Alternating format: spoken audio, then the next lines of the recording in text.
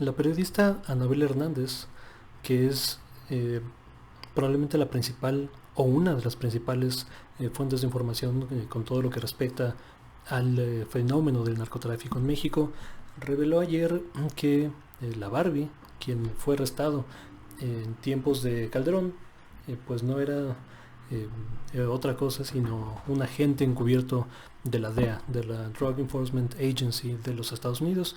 Vamos a escuchar la declaración y comentamos. Esto es acá. De 2008 a 2010 era un infiltrado de la DEA. Trabajaba directamente para la DEA y el FBI y durante todo ese rango de tiempo les estuvo proveyendo de información sensible que ayudó a diferentes acciones que llevó a cabo el gobierno americano. Y una de estas informaciones muy sensible, que ahora sabemos, este hombre violento, narcotraficante, la Barbie, era en realidad un colaborador de la DEA. La DEA sabía lo que estaba haciendo, la DEA lo utilizaba para llegarse de la información de lo que estaba ocurriendo ahí dentro de los carteles de la droga en México. Ahora sabemos que Edgar Valdés informó en su momento de la corrupción terrible que había en el gobierno de Felipe Calderón. Informó incluso, de acuerdo a este documento judicial, que él mismo fue testigo de cómo funcionarios públicos corruptos mexicanos, de la información que les daba la DEA, información muy sensible, estos funcionarios, estos policías corruptos, lo compartían con los carteles de la droga. Entre la información muy sensible que compartían, a cambio de sobornos, a cambio de dinero, era la identidad, fotografías, ubicación, nombres reales de todos los agentes de la DEA que estaban adscritos en México. Bueno, esa es parte de la declaración. Obviamente es información de Aristegui Noticias. Y bueno, o sea, si quieren saber más, o sea, voy a dejar el artículo, el link en la descripción, el video completo. Y bueno, o sea, hay que poner en contexto quién es Anabel Hernández. Anabel Hernández es, como lo decía al principio, probablemente la principal fuente de información en torno al fenómeno del narcotráfico en México. Ella lleva denunciando este fenómeno e infiltrándose y platicando con la gente y metiéndose, en el fondo arriesgando la vida para informar a la gente sobre este fenómeno, eh, pues desde que yo tengo memoria, o sea, 15 años, o sea, más de 15 años seguro, pero yo lo tengo muy claro, 15 años, por 15 o 16 años. Sí, porque o sea, en el gobierno de Felipe Calderón, ella era de las pocas que denunció que Genaro García Luna tenía nexos importantes con el cartel de Sinaloa, y es a lo que se refiere en este caso. Eh, o sea, es significativo que este señor, ¿no? La Barbie, que cuando le capturaron causó extrañeza, porque el señor, vimos ahí la imagen, ¿no? Estaba con los oficiales, ¿no? De la Policía Federal, estaba encadenado, estaba esposado, pero el tipo sonreía, ¿no? O sea, sonreía de forma irónica. Y bueno, en su momento me acuerdo que eran como comentarios de no, prepotente, tal, pero ya se lo cargó la quién sabe qué, ¿no? Y tal. Eh, hoy sabemos, gracias a un testimonio propio y un documento no recuperado por Anabel Hernández, que sonreía porque o sea, sabía que no le podían hacer nada, o sea, sabía que sonreía porque era agente de la DEA. O sea, de hecho se refiere, más adelante en el artículo completo, ¿no? En la declaración escrita, que o sea, esta información que el gobierno mexicano le pasaba al cártel de Sinaloa sirvió para hacer una emboscada. Recordemos que hubo un momento en donde o sea, se atacaron funcionarios incluso de la embajada de Estados Unidos en México, a través de esta información. Y bueno, o sea, cuando Calderón se reúne, no sé, ahí no recuerdo si fue presencial o fue por teléfono, parece que o sea, le dejan colgado, ¿no? A Calderón, porque sabían que le estaba diciendo mentiras. O sea, ¿no? Calderón se estaba justificando, no sabíamos, no sé cómo pasó, cómo tuvieron la información. O sea, ahí le cuelgan porque o sea, saben que el tipo pasó la información, ¿no? Directamente. O sea, ¿cómo lo tuvieron? Pues tú se la diste, güey, ¿no? Esto aunado a la declaración de la ex embajadora de Estados Unidos en México, donde confirma, ¿no? Esto se dio hace como un mes, confirma que sabían, o sea, ¿no? Sus servicios de inteligencia, probablemente no facilitados por los informantes que estaban dentro de los cárteles operando como agentes encubiertos, sabían de los nexos del gobierno mexicano y particularmente de García Luna y de Calderón con el cártel de Sinaloa. Pero bueno, o sea, ellos decían, pues es que, o sea, digo, si queremos trabajar con gobierno, pues es lo que hay, ¿no? O sea, digamos, el secretario de seguridad, ¿no? García Luna, y el presidente, o sea, pues con quién vas a trabajar, cabrón, si no es con ellos. Entonces tenían que hacer este como doble juego, ¿no? De por un lado, pues sí, no te creemos y firmamos, no hay contigo, y la iniciativa Mérida como tal, capacitación, ¿no? Asesoría, ¿cómo se llama? Equipo, ¿no? De entrenamiento, armamento. Y por otro lado, o sea, sabes que, o sea, que lo están usando de forma indebida, pues.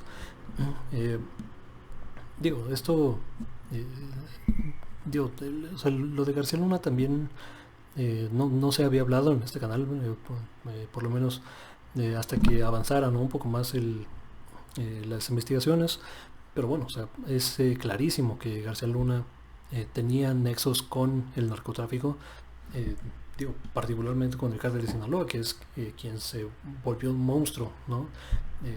Por los nexos, por la facilitación que se dio desde el gobierno federal. eh, Digo, y parece, ¿no? Anabel Hernández menciona que no es el único sexenio que trabajó con esta organización, que pasó de ser un cártel regional, ¿no? O sea, ni siquiera era nacional, era un cártel regional en México, del Bajío, ¿no? Del norte del país, a ser una de las organizaciones internacionales de tráfico de armas, ¿no? Y de drogas más importantes en el mundo, si no es que la más importante. Digo, esto no se da, digamos, a pesar del gobierno, ¿no? Esto se da por el gobierno. Eh, Digo, o sea, no sé si alguien sea suficientemente ingenuo todavía, ¿no? Al día de hoy para defender la postura de Calderón, para defender la postura de que él no sabía nada. O sea, no puedes tener, digo, si vas a defender a Calderón, no puedes tener estas dos posturas. No puedes decir que es un buen presidente o que fue un buen presidente por lo inteligente que era, no porque sabía demasiado, porque administraba, ¿no? Tal. O sea, estos son los argumentos que he escuchado a favor de Calderón, porque administró bien la economía, ¿no? O sea, yo ahí pondré el paréntesis del asterisco de la macroeconomía, ¿no? Y la economía de las grandes corporaciones, esa sí la manejó bien, pero la microeconomía, o sea, esa no, porque se incrementó la desigualdad, el nivel de pobreza, la violencia, ¿no? Que afecta desproporcionadamente a quienes menos tienen, etcétera. Pero bueno, esos son los argumentos que tienen. Entonces no puedes decir al mismo tiempo que era un presidente competente y sabía lo que hacía y ojalá regresara, y al mismo tiempo decir que no sabía de esto, güey. O sea, no puedes ser competente si la persona que es tu mano derecha en la política de seguridad, o sea, está teniendo nexos con los grupos de delincuencia organizada y tú no sepas. O sea, eso no es competencia. O sea, no puedes tener los dos argumentos a la vez. Eh, pero digamos, es gravísimo porque no es... O sea, García Luna no era, digamos, un funcionario de poca monta, ¿no? Que ya de todos modos sería suficientemente grave. O sea, que cualquier policía, que cualquier funcionario, un presidente municipal, un subdirector, un director, ¿no? Un director general, ¿no? De los servicios de seguridad, hay como un mosquito, cabrón. Que tengan lazos con el grupos de delincuencia organizada, sería suficientemente grave que un funcionario de este nivel tuviera nexos, pero no, o sea, era el principal responsable de la política de seguridad en el país, y ese era el que tenía los nexos, ¿no? con el cártel de Sinaloa. Digo, en la misma declaración se menciona que, o sea, los recursos que se les dio al gobierno mexicano a través del proyecto de la iniciativa Mérida, o sea, estos son helicópteros, ¿no? Metralletas, ¿no? Como vehículos, temas de comunicación, equipamiento, que eso se usaba para que el gobierno federal enfrentara a los rivales del cártel de Sinaloa. Entonces, en el fondo tenías al ejército mexicano y a la policía federal mexicana como brazo armado de un grupo de delincuencia organizada. O sea, eso, digamos, o sea, no sé en qué parte del mundo se ve esto, güey, pero ahí, así estábamos, ¿no? Y todavía hay quien defiende a Calderón, güey. Eso me parece inverosímil. Digo, aquí O sea, hay que ser congruentes, pues. O sea, yo lo he dicho acá y lo seguiré diciendo. A mí me parece que la política de securitización y de militarización de las fuerzas públicas, de la seguridad pública, es un error gravísimo. O sea, lo haga Calderón, que siguió con esto Peña Nieto, y hay que decirlo también. O sea, está siguiendo con esa misma fórmula López Obrador. O sea, no está cambiando la estrategia como tal. Lo que hizo Obrador es organizar, o sea, los diferentes esfuerzos que se hacían, ¿no? Policía Federal, Ejército, Marina, tal, en un paraguotas que se llama Guardia Nacional, y aumentar el presupuesto, o sea, al ejército, pues, a los cuerpos militares. O sea, hoy el ejército es más grande que cuando estaba Calderón, güey. Que ahí es cuando se disparó el gasto, ¿no? Militar. Entonces, o sea, ¿cuál sí sería, ¿no? Una buena propuesta? Digo, para no dejar solamente en críticas, ¿no? Para todo el mundo. O sea, se tiene que terminar la guerra contra las drogas. O sea, pero ayer, güey. ¿Qué te da esto? Una facultad, una posibilidad jurídica de regular, ¿no? Grabar y legalizar las sustancias. Y esto que te daría, ¿no? El primer punto, no regulación. O sea, obviamente no vas a regular, no vas a permitir que se venda, no sé, el crocodile, ¿no? Que, o sea, se te cae la piel y, o sea, te mueres con una sola toma. O sea, eso no. Obviamente el fentanilo, ¿no? No lo puedes tener en una farmacia porque, o sea, te mueres con una cantidad pequeñísima, ¿no? Infinitesimal de esa sustancia. Entonces no lo vas a tener en el mercado. Pero sí puedes tener un opiáceo, ¿no? Que, digamos, que te relaje, ¿no? Que te haga esos efectos, alguna anfetamina, ¿no? O algo que te despierte, ¿no? Que te levante, tal. O sea, esta línea arbitraria que dibujamos, ¿no? Que hasta donde tenemos el café, está bien, ¿no?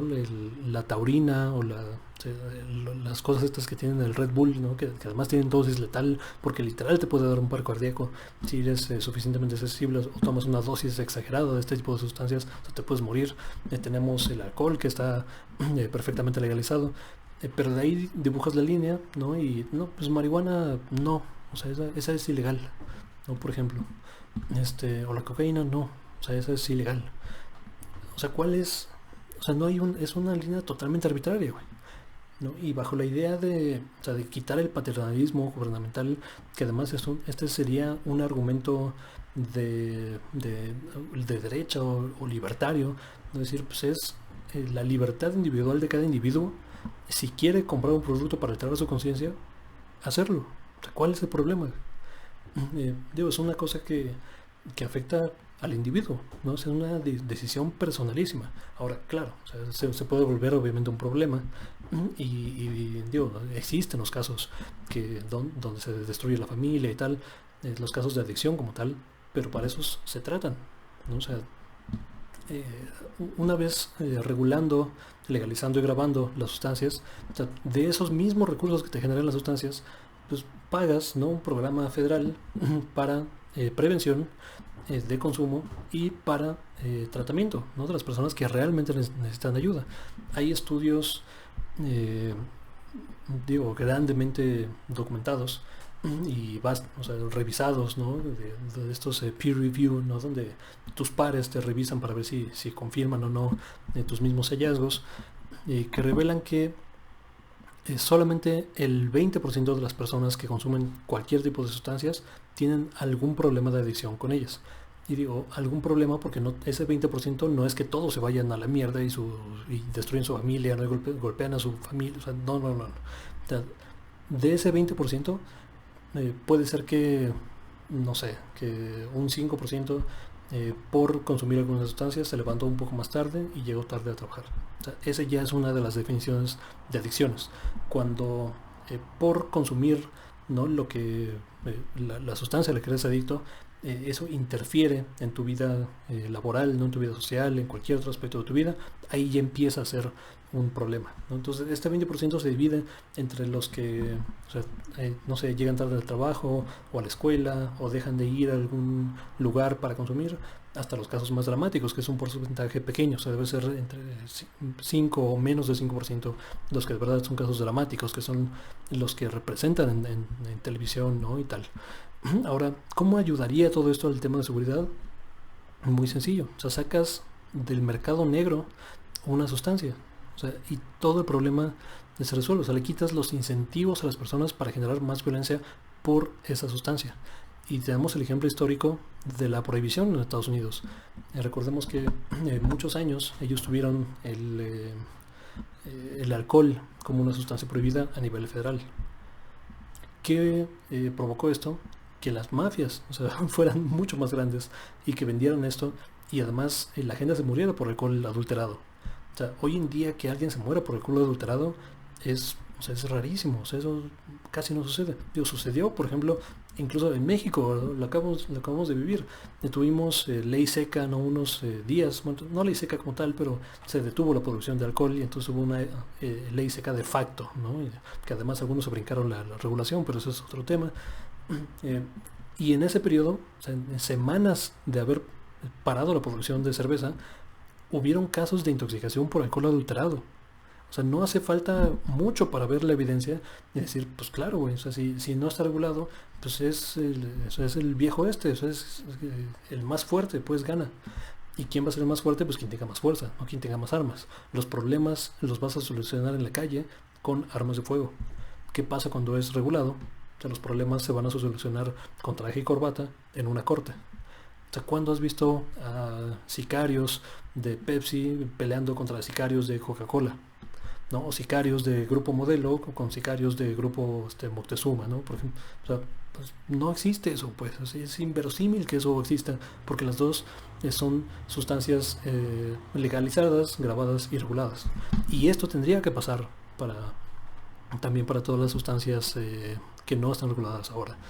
Digo, eso no solamente es mi opinión, hay organizaciones, hay organismos internacionales que están promoviendo este tipo de cuestiones, porque o sea, es la evidencia que te guía para eso. O sea, como que suena contraintuitivo. O sea, ¿cómo vas a legalizar? O sea, si están matando por esa sustancia, ¿cómo la vas a legalizar, güey? Entonces, contraintuitivo, pero cuando lo razonas un poquito más y ves la evidencia, o sea, no hay otra o sea, no veo argumentos para seguir con esta política de securitización y hacer la guerra a una sustancia, pues, porque siempre, o sea, mientras haya demanda, va a haber quien la oferte, y mientras haya quien la oferte y no la regules, pues va a haber mercado negro, y mientras haya mercado negro, pues hay organizaciones que se pelean los mercados y se pelean las plazas o sea, ¿me explico? Pero bueno, información interesante de David Hernández. Como conclusión, no sé cómo se puede seguir defendiendo a Calderón en este sentido, pero bueno, seguiremos atentos a lo que está ocurriendo en este caso. Esto es Reporte Crítico. Muchas gracias por ver y que tengan excelente fin de semana.